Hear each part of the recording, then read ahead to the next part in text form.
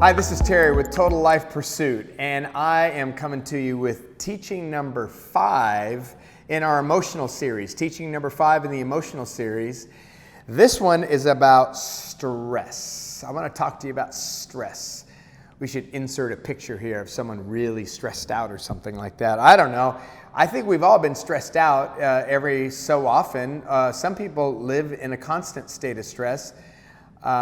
If you live in America, you probably have a lot more stress than other people who live in a lot worse situations in other countries because they haven't learned how to be so stressed out. We've seemed to learn from our culture, but let me give you a verse to start with. Proverbs 14:30. A heart at peace gives life to the body, but envy rots the bones. Toxic thoughts and emotions prevent your immune system from doing what it's designed to do naturally. Toxic thoughts and emotions. We've been talking about that, toxic thoughts and toxic emotions in this series. It absolutely stops your body from operating properly. Your immune system secretes peptides or hormones, including endorphins, the feel-good hormones. It sends information to the brain via the immunopeptides and receives information from the brain via neuropeptides. There's also a direct communication between those thoughts and emotions in your thought trees and the way your immune system functions. In other words, your brain is receiving a lot of information from a lot of different places, and that affects your immune system. I'll get to why that's important. Let me go on just a bit. When your immune system faces an attack such as a toxic thought, it generates blood proteins called cytokines, which are known to produce fatigue and depression. In this way, toxic thoughts and emotions interfere with the body's natural healing processes. In other words, when you're stressed out from toxic emotions or toxic thoughts, your body cannot operate properly. How come? Because we're all one. You just can't separate out the emotions from the body or the mind from the body or even the spirit from the body, from everything else that we've talked about. It all has a bearing. And that's what I want to get to you today in the beginning of this talk about stress. Because the effect of stress is huge on your life. It affects you in disease. It affects you by negative biochemical processes in your body. And that's why researchers, scientists, and doctors all say around 80%, some a little less, some a little more, 80% of hospitalizations that are not due to injury and trauma like that are due to stress. Let that sink in for a second. 80%. Well, how about when you go in for heart? 80%. How about the cancer? 80%. How about it's 80%? Stress has that much influence on your life. So when you have toxic emotions, guess what? You have stress. You were right. When your body faces toxic thoughts and emotions, it can't discern its true enemy. It attacks healthy cells and tissues, losing its ability to fight true invaders. A sudden burst of stress lowers immunity. That's one way to catch a cold. You know how the old wives' tale is you go outside and you're going to catch a cold? Nope. Stress, you're going to catch a cold. Even more ominous is the effect of a small amount of day-to-day stress on your body. It confuses the immune system, effectively setting it in motion. Now listen. In motion, the autoimmune response that causes your body to turn on itself. Have you noticed that autoimmune disease has gone up? There's a lot of people with autoimmune diseases. You notice that? I'm just saying stress is one way to turn on autoimmune disease. Your body is in stress when you have toxic emotions like hate and bitterness and depression and anxiety, because that puts your body in stress. It causes a stress reaction. So, in other words, the way you think and the way you operate causes stress. Not just the way you operate in your emotional life, but listen, how about schedules? How about faith? Faith can be awful toxic. The pressure and the guilt on you to perform a certain way, to perform some kind of religious thing to make God happy, which, that's not real, right? But some people really believe that. That's toxic. Toxic choices, toxic people. There's dozens of toxic things that you could have in your life. And how about overwork? Over-exercise. Yes, over-exercise, says the exercise guy. Pastor Exercise is saying you could get too much. You're probably not, but you could get too much exercise. Physical injuries, major life events, diseases, and even watching stressful movies. I don't know how you watch music, but I don't know. Some music does stress me out there, like Screamo. I don't know. I don't have a place for that. But I remember watching this show. It was like a 007 kind of show, and it was a series. And I watched the first one, and it was a very stressful show. And then I started to watch, and I was sick at the time, so I was at home just resting, and I thought, well, I'll watch a show. And I was starting to watch the second episode, and I thought, what am I doing?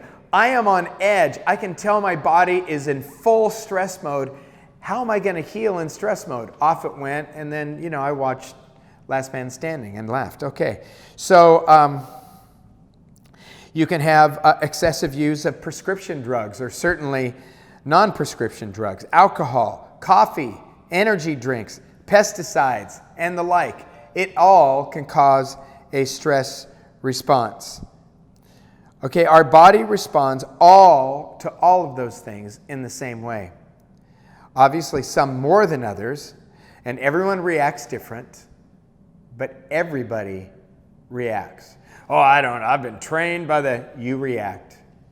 Yeah, if you ever watch a football game and the team is doing horrible and the coach on the sideline, you couldn't see that his team is doing horrible?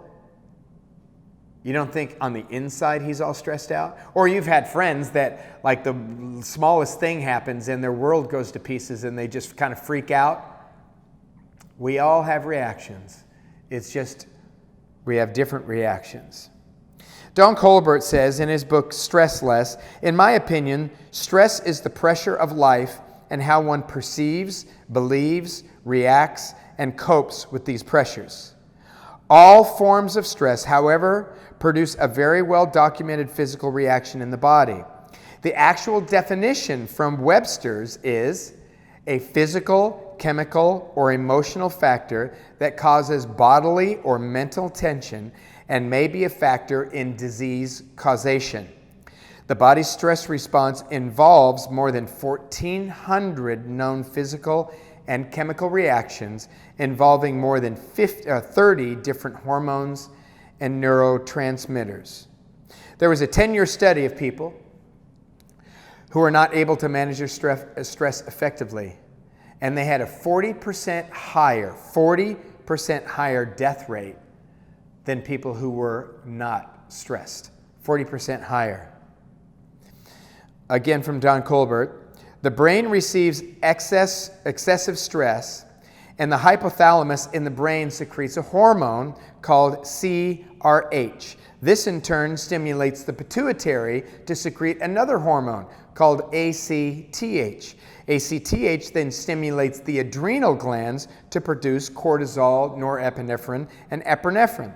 Cortisol is a steroid hormone that stimulates the release of fat, glucose, and amino acids for energy. The problem with our lives and in being in constant stress all day long, here's the problem.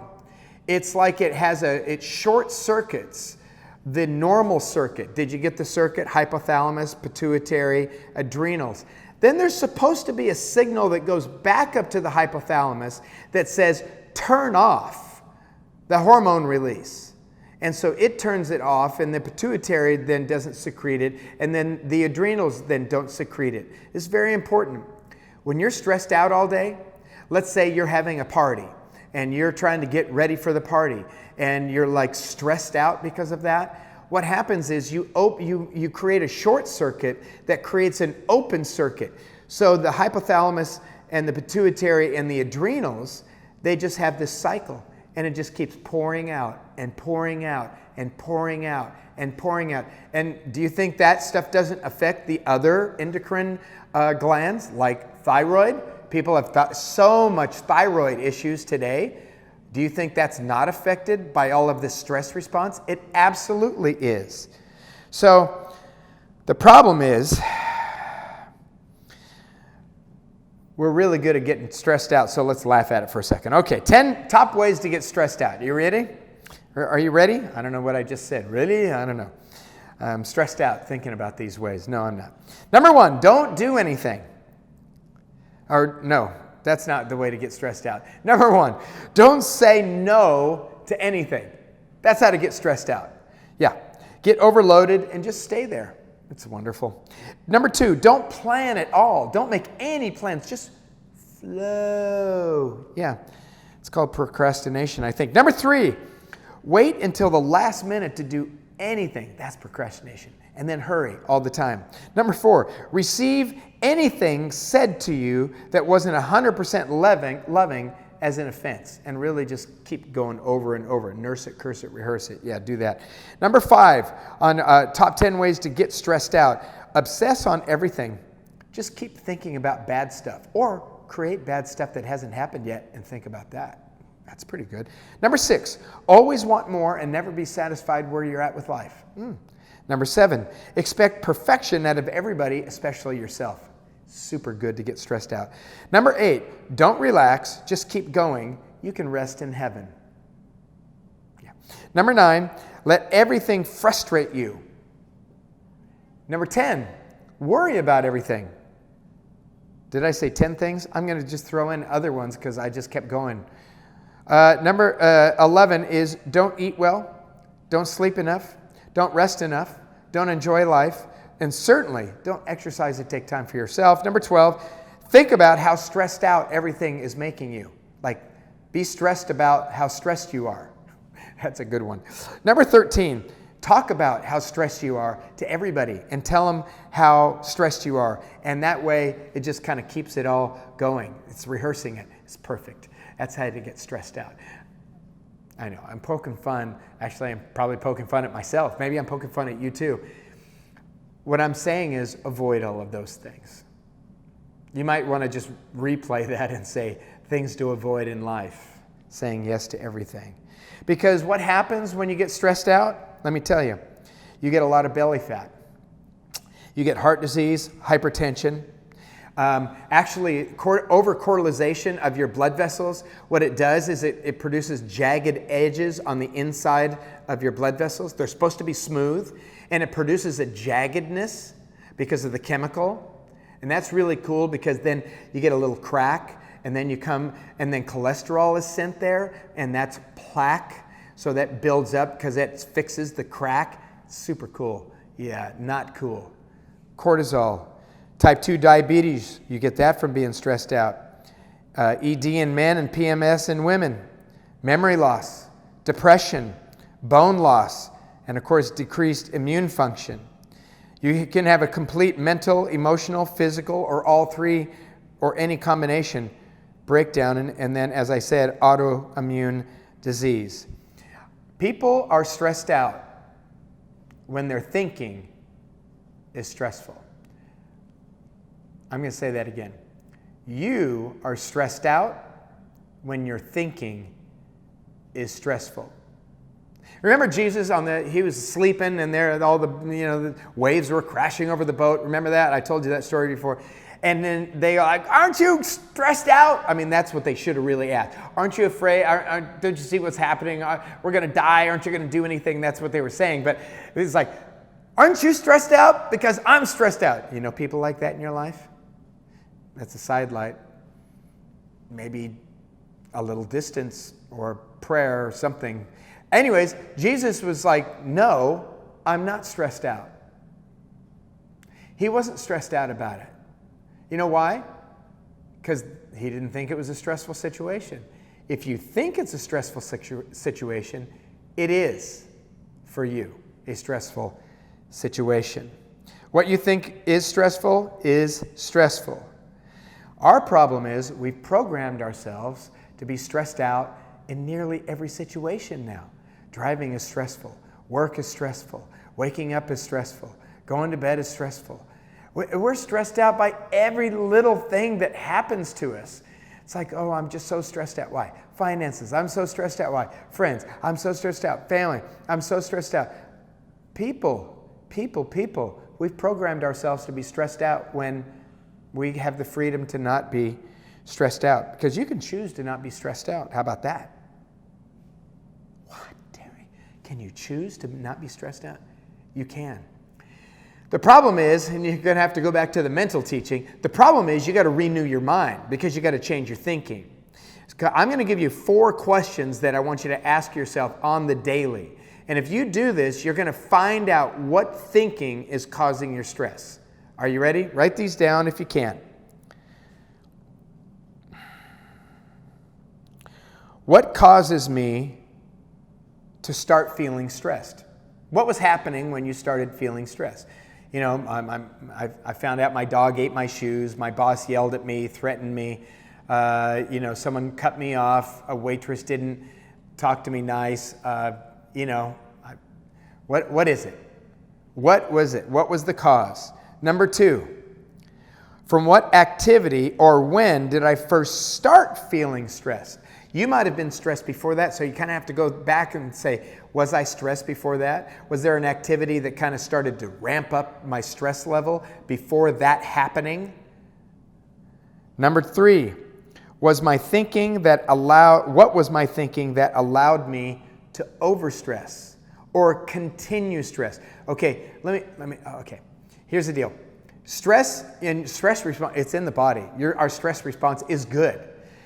But it was only meant to last like a minute, like literal minute, like your life's in danger kind of stress minute.